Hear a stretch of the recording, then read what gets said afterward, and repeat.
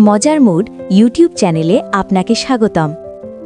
একদিন প্রচণ্ড গরমের দুপুরে একটা ছোট্ট কালো কাক আকাশে উড়ছিল। সূর্যের তাপে চারদিক জ্বলছে, নিচের জমি ফেটে চৌচির। কাকটার গলা একদম শুকিয়ে গিয়েছিল, সে ঠোঁট খুলে হাঁপাচ্ছিল, খুব তেষ্টা পেয়েছিল তার। সে আকাশ থেকে নেমে এদিক ওদিক তাকাতে লাগল। চারপাশে শুধু শুকনো মাঠ আর ধুলো, কোথাও এক ফোঁটা পানিও নেই। কাকটার চোখে ক্লান্তি আর হতাশা ভর করে এলো। হঠাৎ দূরে সে একটা পুরনো মাটির কলস দেখতে পেল। রোদের আলোয় কলসটা একটু ঝলমল করছিল। কাকটার মনে আশা জাগল। সে দ্রুত উড়ে গিয়ে কলসের মুখে বসল।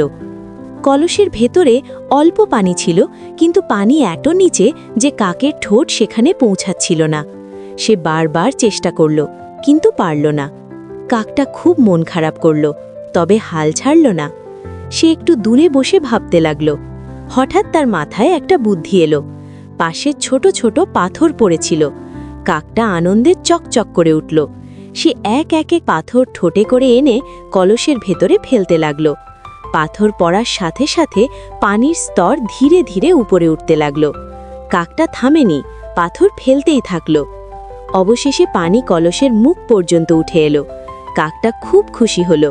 সে শান্তিতে তৃপ্তি করে পানি পান করল। তার তেষ্টা মিটে গেল, মুখে ফুটে উঠল হাসি।